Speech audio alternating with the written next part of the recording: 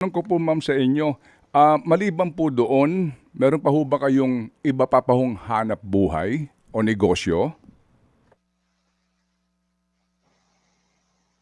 Construction company po. Hindi, ang tanong Yan. ko po, meron pa ho ba kayong ibang hanap buhay o negosyo po ma'am? Yun lang po, mga ganun lang po. Mga construction company, kung ano po, sa trading company, ganun lang po. Paano po mga construction company? Ano po iyon? Halimbawa po ay yung mga ilaw po, yung mga ganun po. Anong mga ilaw po? Can you give us Pag details? mga solar lights po, ganun, mga ganun po. Nagbibenta rin po ako nun. Opo, opo. Nagbebenta rin po kayo kanino? Kahit kanino po na pwedeng bumili po. Kahit sinong pwedeng bumili. Opo. So, Opo. Ma'am Marilu, opo, kayo ho ba ay si Marilu G. Laurio? Ito po ang inyo po bang pangalan bago po kayo'y maikasal po kay Mr. Lipana? Opo. Opo. Kayo po ito si Marilu G. Laurio. Opo. Opo, opo. Sige po. Kayo ho ba mismo, ma'am, ay meron pong mining at construction company? Opo, ako po ang presidente ng construction po. Opo, opo. Hanggang ngayon ho ba kayo pa rin po ang presidente at namumuno ng construction company ito? Opo. Opo. Ano po ang pangalan po ng construction company, ma'am? Olympus po, Olympus. Ano pong buong pangalan po nito, ma'am? Olympus Mining and po. Haba.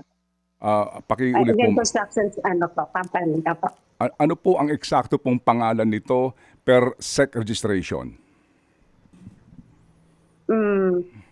Hihingin ko lang po. Medyo mahaba po kasi nagpalit siya. Parang Olympus Mining and Construction Supply and Company. Parang po. Opo. Ma'am, mawalang galang lang po, Ma'am Marilu, ha? Kailan pa ho ninyo pinangasiwaan o binuo itong construction company ito?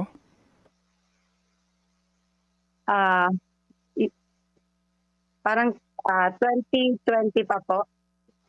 2020? Parang matagal na po. Hindi ko lang po masigurado po yung exact po.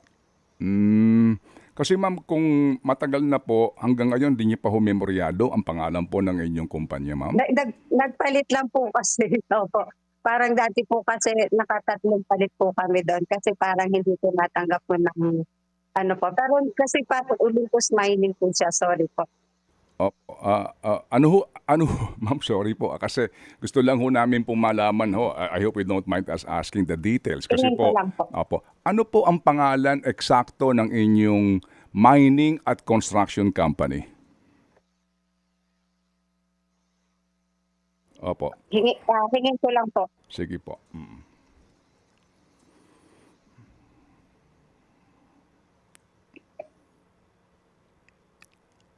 Opo. Ma'am, can I guide you? Ang pangalan po ng inyong kumpanya ay Olympus Mining and Builders Group Philippines Corporation. Tama po ba? Ayun, tama po. Ay, okay. Thank you. Opo. Ano po ang transaksyon nitong Olympus Mining and Builders Group Philippines Corporation sa gobyerno? Ito po ay nagbibuild din po. Ano pong ibig sabihin? Halimbawa, kahit po, building o po. Ano pong ibig sabihin nung nagbi-build po kayo? Like mga buildings po, pwede rin po siya. Horizontal, vertical po, pwede rin po. Opo, Kalsada. Meaning kayo po ay kontratista ng DPWH. Pwede rin, pwede po. Opo, so kayo po hanggang ngayon ay kontratista ng mga proyekto po ng DPWH, ma'am? Opo. So ito pong inyong kumpanyang ito po ba ang ito ba ang pinakamalaki po ninyong negosyo? Yan na po. Opo. So, ma'am, kailan po kayo huling nakipagtransaksyon sa gobyerno? Hindi ko po matandaan. Pero baka sir, baka mga siguro 2 to 3 months ago po. Ano ma'am? 2 to 3 months ago po. 2 to 3 months ago po ang inyong ang inyong pinakahuli pong transaksyon sa O baka 6 months ago po, mga ganun po. Basta this year din po, meron din siguro po. Opo. Ma'am, sorry po ma'am kasi po Kasi kung kayo po ay nakikipagkontrata sa gobyerno at kayo po ang presidente ng kumpanya at kayong pinuno ng kumpanya, gusto lang ho namin maintindihan kung bakit po ninyo hindi matandaan po itong inyong transaksyon sa gobyerno. Ah, hindi kasi hindi naman na po ako masyado ano ngayon sa involved ngayon sa company. Kasi yun yung balak ko namin na magbababa na po ako sa company ko since pumasok na rin din po ako dito. Paano po magbababa po kayo? Hindi na po ako masyadong ano ngayon sa company po, sir. So kailan po kayo huling pumirma po ng kontrata? Inyo ho bang kakontrata ang DPWH, ma'am? Ano? Inyo ho bang kakontrata ang DPWH? Meron naman po minsan, opo. Opo, minsan po. Pero kailan po kayo huling nakipagkontrata sa DPWH? At kung meron man po, magkano kaya pong halaga kung maalala po ninyo? Baka last year po. Hindi ko pa po masyadong maalala. Pwede ko pong i-ano po sa inyo, i-submit sa inyo sa susunod na ano po. Opo. Kasi maaga rin po ngayon. Opo. Hindi niyo po maalaala kung kailan po kayo huling pumirma ng kontrata po para sa proyekto sa DPWH, ma'am? Opo, kasi bihira lang po, hindi masyado po lagi eh. Oho. Hindi po kayo laging pumipirma ng kontrata sa DPWH, ma'am? I mean, bihira lang po yung mga kontrata po na hindi naman po lagi nakapagkontrata sa DPWH po. Okay. Sige po. So, ngayon, Hindi ko na po matanda. sige po. So, sa ngayon pong taon na ito, ilan po ang inyong kontrata sa DPWH? Baka mga 2 po o 3. Baka po. Opo. Hindi pa rin po kayo sigurado, ma'am, kung ilan po ito at magkano kayang halaga nito? Hindi ko rin po ano po. Pag ano po, pwede ko pong i-ano sa inyo. Kasi wala pong opisina ngayon. Opo. Kasi po, kapag ang pinag-uusapan natin po siguro ay malalaking kontrata sa gobyerno, palagay ko po naman, ma'am, hindi po mahirap pong alalahanin yun. Ano po? So, if I may... Hindi naman po ako masyadong malaking kontrata. Hindi masyado. Hindi po masyadong malaki.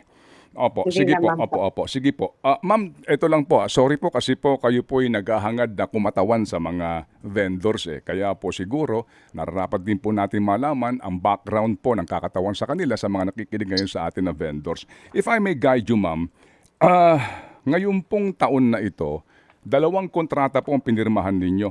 Kayo po si Marilu, si Marilu. Baka lang po. Ano po?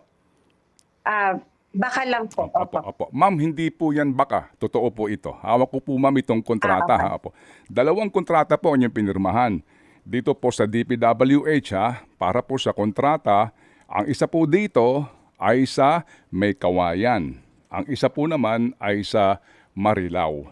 Opo. Ang halaga po ng 2 kontratang ito, para po dito sa Marilao ay 95,042,722.92 pesos. Yung pong isang kontrata, para po naman sa May Kawayan, Bulacan, ang halaga ay 95,048,129.17. Ito po ay magkasunod na kontrata at pinirmahan po ninyo on the same day, June 10, ngayong taon, bilang kinatawan po ng Olympus Mining and Builders Group Philippines Corporation. At ito po, ang total nito nagkakahalaga ng halos 200 milyong piso na kontrata po ng inyong kumpanya. So, paano ho namin, ma'am, dapat tanggapin po ito na ang inyo pong kontrata kaninyo ay maliliit lang po sa gobyerno? Opo. Marami pong mas malalaki pa po dyan siguro po. Meron pa ho kayo mas malalaki dito? Hindi po, baka yung iba po kasi nababato na. Opo. Yun nga po, ma'am, kaya ang amin po kasi, ma'am, sa pagtatanong po namin sa inyo, hindi nyo po ito mga maalala po na mga kontrata. Kami lang po nagtataka dahil sa kayo po pumipirma at ang halaga pong ito para po sa amin, malalaki po ito kasi 90 million po, 95 million po yung isa, di ho ba? Malaki po ito. Bakit lang po bilang general manager po at company president na hindi po man lang ito maalala?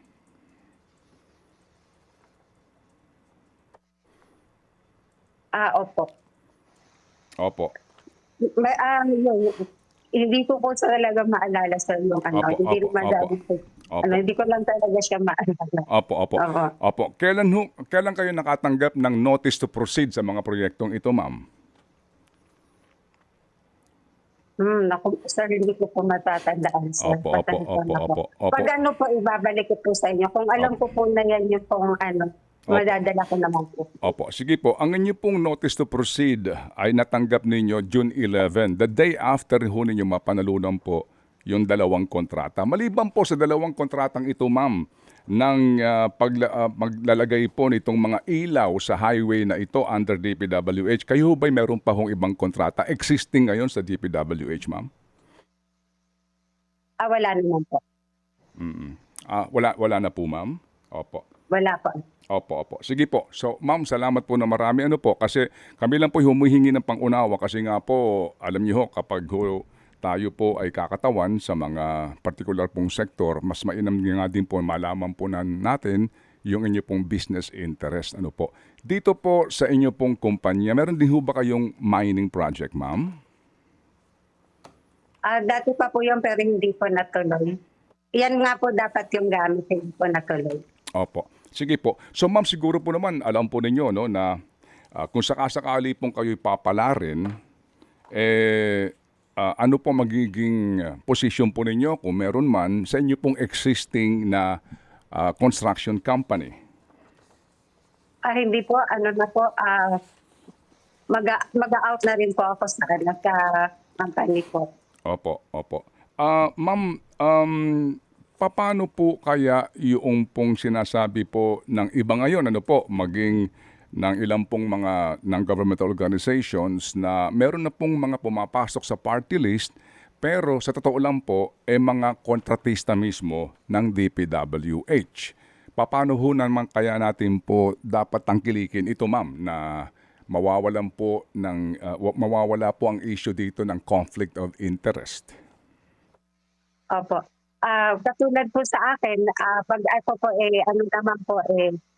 nakaupo po dito sa hinahangad na sa vendors party list po, binibigyan ko po ng assurance at sinisiguro ko naman po na ako po mag-out na rin po talaga sa pangungontrata po na sinasabi po.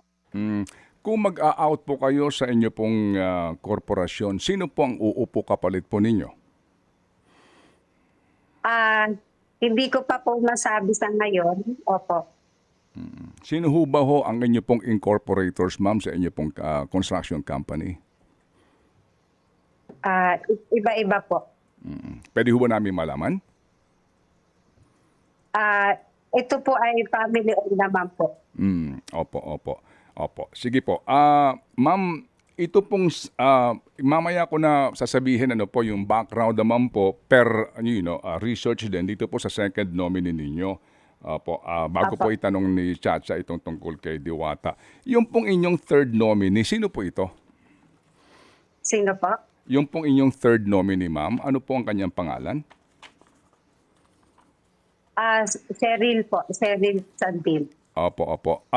Kasi ma'am, kami ho nahihiwagaan din dahil gumagawa din po kami ng kaukulang pong pagsasaliksik po sa kanya. Medyo mahirap po makakuha ng information. Kasi saan nyo na ho manggaling? Kaninyo vendor din ito, pero ano ho ba talaga po ang kanilang main business? Sila po ay may, ayon po sa pagkakakilala ko po sa kanila, sila po ay meron pong hardware po ng tindahan. Opo. May hardware at tindahan. Sila ho ba din ay meron pong construction company? Ay, hindi ko po sigurado. Pero alam ko po meron silang mga construction supplies po, sabi niya po. Opo. Ma'am, sorry po ulit kasi po kasama niyo po ito sa party list eh. Di ho ba, Apo. di ho ba kung sabi ho niya matagal na kayo makakasama, makakilala, hindi pa ho Opo, ninyo, last year pa po. Kaya nga po, hindi pa ho ninyo alam, ma'am, kung ano po ang talagang main business nito pong third nominee po ninyo, ma'am? Di, alam ko po yun, kasi ano po yan mayroon talaga silang hardware at saka sabi niya may mga gasolina po sila, parang ganun po. Meron ho ba silang construction company o wala? Wala po ata siyang construction company. Wala po silang construction company? Opo, opo. Opo. May kaugnayan ba siya dito sa DC Sandil Construction and Realty Development Incorporated? This is a deal. Opo. Hindi ko po sigurado, sir. Opo, sige po. Opo, kasi po, kung sakasakali po kasi na may kaugnayan, kung sakasakali lang po, ilalabas po dito, 2 na pong kontraktor ito. Ano ho? Sa first 3 nominees ng inyo pong party list na vendors, ano po, ma'am? Sige po. Ma'am, meron lang pong tanong si Chacha, ano po, tungkol lang po dito po sa inyong 4th nominee. Go ahead, Cha. Magandang umaga po, no, Miss Marilu Lipana. Si DJ Chacha po ito. Tungkol po dito magandang umaga po. Tungkol po dito sa inyong 4th nominee na si Diwata o si Deo Balbuena na sumikat po online dahil sa kanyang paresan. Paano po kayo nag-reach out sa kanya? Personal niyo po ba siyang kilala? Bakit siya po ang napili ninyo maging 4th nominee? Opo. Nakilala ko po si Diwata. Nakilala ko po siya dito sa Pasay. And late or early this year lang po. Ngayon lang po siya nakilala. So, kumbaga nung 2022 pa kasi nabuo yung yung party list na ginawa po namin. Bale, kaya po sa ngayon lang namin nakilala. 2022 po nabuo yung party list ninyo?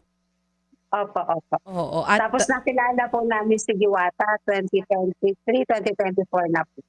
Okay. Paano niyo po siya nakilala? Kasi nabanggit niyo po kanina, no, sa Pasay, meron po kayong sporting goods. Kayo po ba mismo ang tumatao doon? Kasi malapit po yun sa area kung saan nandoon ang pwesto po ni Diwata. Pasig po. Sa Pasig po yun sa inyo. Si Diwata, Opo, Pasig paano po po niyo nakilala si Diwata? Bukod po sa kilala po talaga sa social media, pumunta po kami doon kumakain po sa Pasay po. Lagi nagpupunta na po sa Pasay. So sinadya niyo po siya sa kanyang parisan? Opo, opo. Sinadya niyo po siya noong 2022 para po kumain lang doon o para nga po sana ayain po siya dito para sa maging 4th nominee ng vendors party list? Hindi po. This year ko lang po siya nakausap. Ngayon taon po. 2022 po nagawa yung organization. Opo. Ngayon pong taon, anong buwan niyo po pinuntahan at kinausap? Ito pong si Diwata? 2024 na po. Oo. So in-offer niyo po sa kanya maging 4th nominee ng vendors party list this year? Hindi po, hindi po. In-invite lang namin siya sa organization na kung gusto niya sumali. Kasi nung una, hindi po talaga siya kasali kasi nakabuo na po kami ng team. Kung hindi po siya kasali noong una, paano pong nangyari na siya po ang 4th nominee? So nakita ko po kasi sa kanya, nung matagal na kami nagkakasama, nakita ko po sa kanya yung, alam niyo po, matalino naman siya, matalino po talaga siya. And masipag, nakita ko na may puso naman talaga siya sa mga, sa mga dating niyang kasamahan doon sa ilalim ng tulay. Nakita ko na napakabait naman niyang bata. So kaya namin, sabi ko sa kanya, tinanong ko kung okay sa'yo na sumali ka na lang sa grupo namin kung okay sa'yo. Sabi niya, hindi, mas gusto ko kasi mas gusto niyang tumulong daw sa mga kapwa ni vendors na feeling niya kasi parang wala siyang malapitan that time kasi marami siyang problema at yung kiniklearing siya. So, kayo po mismo ang isa sa mga unang nagdesisyon na isama po siya na nominee na? Dahil nakita nyo po na talagang bukod sa vendor po siya, mabait, yun po yung sinasabi ninyo, gusto niya rin maging boses ng mga vendors sa Kongreso, ganun po yun? Tinanong ko po siya kung gusto niya sumama. Opo. Pero hindi niya alam po anong number kasi syempre alam naman niya buo na yung team. So sabi ko sa kanya, ako lang kahit. Sabi niya kahit anong number, total hindi naman daw siya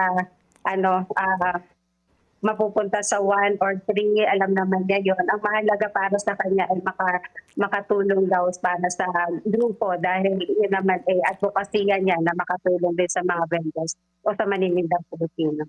Opo, pero ma'am, kung makasingit lang, ang sabi niyo kasi kanina kay Chacha, si Diwata po matalino at sincere ang kanyang advocacy to help the vendors. Ano po? At wala hong duda, walang sino mang question sa kanyang kredibilidad, ano ho, sa kanyang katauhan na totoo siyang vendor. So bakit po hindi nyo siya ginawang number 1 nominee? Kasi po, yun yung sinasabi ko po kay Ma'am DJ na yung grupo po, nabuo na po siya na nung dumating siya kasi 2022 pa to. Alam niyo po, syempre po kung may napag-usapan na kailangan po yung palabra di uno, hindi na po pwede bawiin sa kanila. Apo. So grupo po, Palabra de Honor, ma'am, ano po, alam po namin, ma'am, na napakahirap po na magkaroon ng accreditation sa COMELEC para sa isang party list. So, sa inyo pong grupo, ma'am, saan kayo gumawa ng inyong convention para pagbotohan? Kasi po, ma'am, sa pagkakaalam po natin, ano po yan nationwide ang iyong constituency and then meron kayong mga tinatatawag na mga pagpupulong, convention and election sa mga mamumuno po sa inyong party list. So kailan po ginawa yung inyong pagpupulong at kailan po ginawa ang botohan para po sa mga nominado po ng inyong party list? Ito po parang ginawa po pa ito noong June 2024 po. Ito po ay bawat sektor, sektor po. Dito sa NCR lang po ito ginawa. Opo. So, nung pong nagkaroon ho kayo ng convention, saan po itong lugar, ma'am? Gaano po karami ang dumalo? At doon ho ba ay present si Diwata?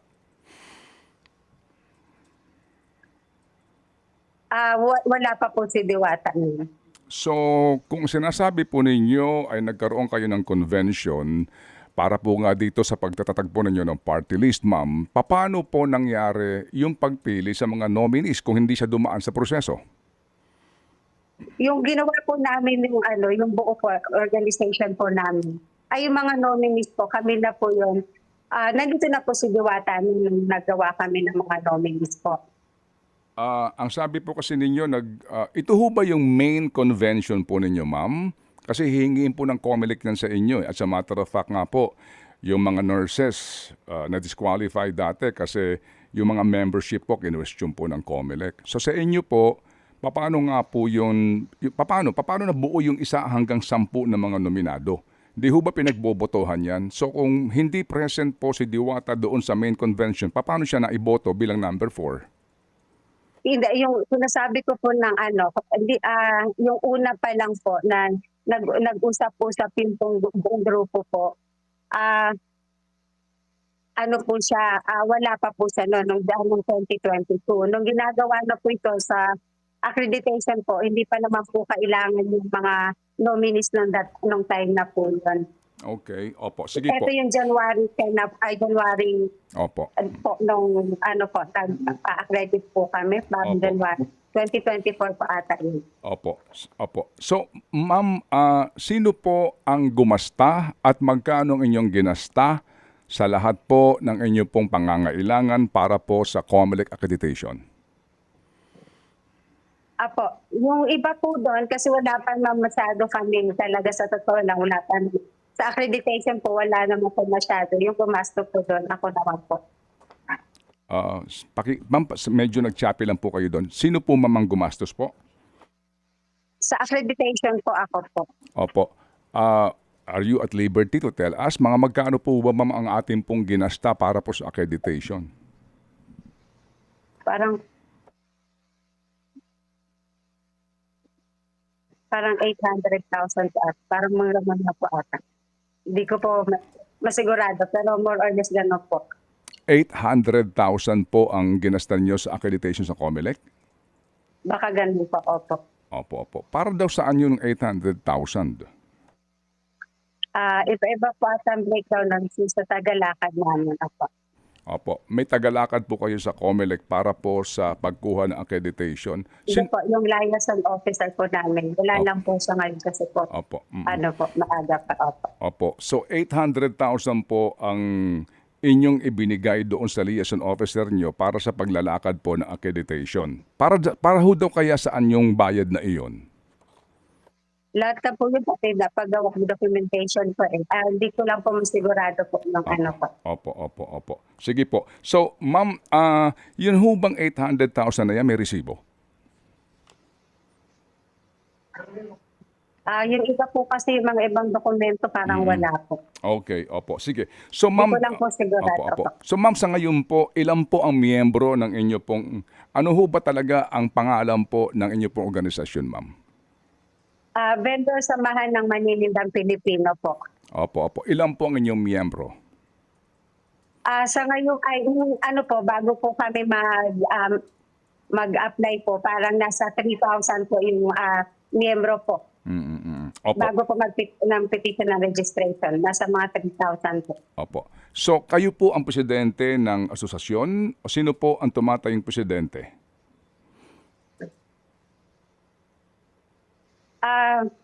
Hindi po ako ang tumatayong presidente. Sino po, ma'am? Si ano po, Emily Garcia po. Opo. Pang-ilang siya nominee?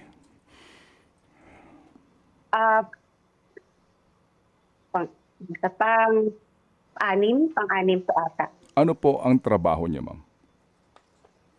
Siya po ay nurse po. Ano po? And housewife lang. Opo. Tapos nag-negosyo rin po. Ano pong trabaho niya, ma'am? Siya po ay registered nurse pero hindi na po siya pero nag-negosyo rin po siya. Ano po kaya ang... Tubig at water station po. Okay, opo. Sige po. So, ma'am, dito po nga sa inyong sinumiti po sa COMELEC po na requirements na ito, sabi ko nga ho ninyo, so nagkaroon ho kayo ng convention. Do you remember saan po yung lugar ito ginanap? Kasi marami po kami ginawang time na yun. Meron din po sa Pasig, meron din po sa Quezon City. Opo. Saan po nangyari yung botohan? Yung botohan po para po kasi po ma'am kasi meron po kasing nangyayari diyan na botohan eh. Opo. Sa Pasig po. Sa Pasig po nangyari ang botohan. Opo. Saan po lugar? Barangay Palati po. Doon po kasi yung headquarters talaga ng Vendors Party. Opo. Sige po. So doon po sa botohan na iyon, ano po ang naging desisyon po ng grupo para po dito sa mga nominado po ninyo? Ayun po, napag-usapan po na kung ano po yung katulad nun, ako na lang po mag-number 1 hanggang sa number 10 po. Opo. So, wala pong formal na botohan kung hindi po, napagkasunduan na lang po ito? Wala naman po. Opo. Sige po. Mayroon pong pahabol lang po, ma'am, na tanong po si Chacha. Please, bago kami magpasalamat po sa inyo. Yes po. Miss Malu, ito pong second nominee natin, si Sir Lawrence Pisigan. Sabi niyo po kanina ay matagal niyo na po siyang kasama at kaibigan? Matagal ko na po siyang kilala. Gaano na po Kilala lang po. Kasi taga Batangas po siya. Gaano na po kayo katagal magkakilala at paano po kayo nagkakilala ni Sir Lawrence Pisigan? Sa isang common friend po. At ito po bang si Sir Lawrence ay isa rin pong vendor? Opo, siya naman po ay meron siyang advertising agency po. Ang kanya pong naman po as a vendor ay ang kanyang services po. Sa advertising firm po siya? May advertising agency po siya. Siya po mismo ang may-ari nitong advertising agency? Opo. At ito pong advertising agency na ito caters to all? Opo. Ito pong si Sir Lawrence Pisigan ay dati rin pong councilor dyan sa Talisay, Batangas? Opo. Ito po bang si Florencio Lawrence Pisigan na number 2 nominee is the same Florencio Pisigan na dati pong nasuspinde dyan sa Batangas? Bakit? Bakit nasuspinde siya?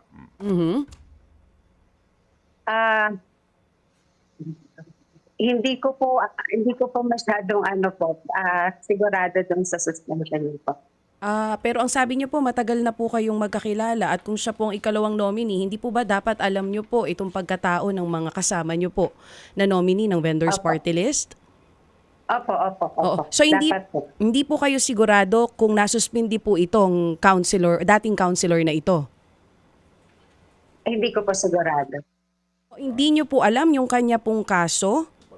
Oo? Ay, to be honest po, hindi ko po alam yung kanyang kaso at hindi rin po niya sinabi sa amin. So wala po kayong idea na ito po ay nagkaroon ng kaso for possession of an unregistered firearm? Hindi po. Hindi nyo As rin, in, hindi po. hindi nyo rin po alam yung kanyang kaso sa DFA? Hindi po. O, sa DFA Batangas kung saan nagpunta po siya doon at mayroon pong nagreklamo na kawani ng DFA? Hindi ko po, hindi niya po nasabi sa amin. Opo, naunawaan po namin ma'am na baka po nga hindi nyo ito alam. Pero sa kabuuan po ma'am, yung background po ng second nominee nyo, nagkaroon ho ba din kayo dito ng due diligence para po sa lahat ng mga kakatawan sa mga vendors? Ang background check po ba? Opo. Hindi na po kami nag-background check sa lahat ng mga nakaano po. Opo, including nga dito po kay Miss Sandil, hindi rin po ninyo alam na siya ay may kaugnayan sa construction company mismo, ma'am? Hindi ko po alam yung pangalan ng company nila, sir. Opo. Sige po. So ma'am, ito ho, no? Kasi nga po, ma'am, kami po lubos na nagpapasalamat po sa inyo pong panahon na binigay po sa aming programa kasi nga mas mainam po ito at kung papayag lang ho sana lahat ng party list nominees na aming makapanayam tulad po ninyo para lang ho natin kumbaga mailantad ang kwalifikasyon po ng mga kakatawan sa kanila. So sa ngayon po ma'am, dito po sa ating na-discover na kayo po ang inyong pong, if I may say so ma'am, pinakamalaking negosyo po ay malalaking kontrata sa DPWH. Hanggang ngayon po, meron pa kayong existing contracts eh. Opo, pati po daw umano yung isa po ninyong nominado, sinasabi din po, kasi nga hindi namin makuha yung kanyang background, maging sa webpage po ng inyong party list, nakapagtataka po, na wala siyang background doon kung sino ba siya. So paano po dapat tangkilikin ito ng mga vendors na nakikinig ngayon sa atin para po pagkatiwalaan po kayo na totoo po ang inyong adikain at ang isusulong po ay kanilang kapakanan at hindi po isusulong ang personal na business interest, ma'am. Go ahead po, you have the floor. Opo. Ako po si Manu Lipana po. Ako po ako po ang number 1 nominee po ng vendors party list. Sinisiguro ko naman po sa lahat po ng mga vendors na aming kinakatawan ngayon sa vendors po, Maninindang Pilipino. Asahan niyo po na sinisiguro ko po sa inyo and nabigyan niyo lang po kami ng pagkakataon na kahit isa lang po makaupo sa kongreso po para po patuloy namin kayo, meron po kayong malalapitan at siguro ko po sa inyo na makakatulong po kami sa inyo. Yun lang naman, advokasyan namin ang matulungan, maproteksyonan at lahat ng maninindang Pilipino. Dahil sila po talaga kami po, kasi ako din po ako nanggaling. Ang tunay po na nabibilang din po talaga sa marginalized sector po. Opo, sige po. So ma'am, muli po, salamat po na marami sa inyo pong ibinigay pong panahon sa aming pong programa. At ngayon po sasabihin ko ma'am na bukas po kami ang aming pong programa para po sa inyong second nominee na si Lawrence Pesigan kung papayag siya, magpa-interview din po on air at maging sa inyo pong third nominee. Ano po, dito po kay ang pangalan ng inyong third nominee ulit ay si? Ang third nominee si Cheryl Sandil. Opo. Para po sa amin din pong pagtatanong po sa kanila sa inyo pong advokasya. Ma'am Marilu, salamat po na marami ma'am. Godspeed po at good luck po sa inyo. Salamat din po ng marami. Opo, thank you.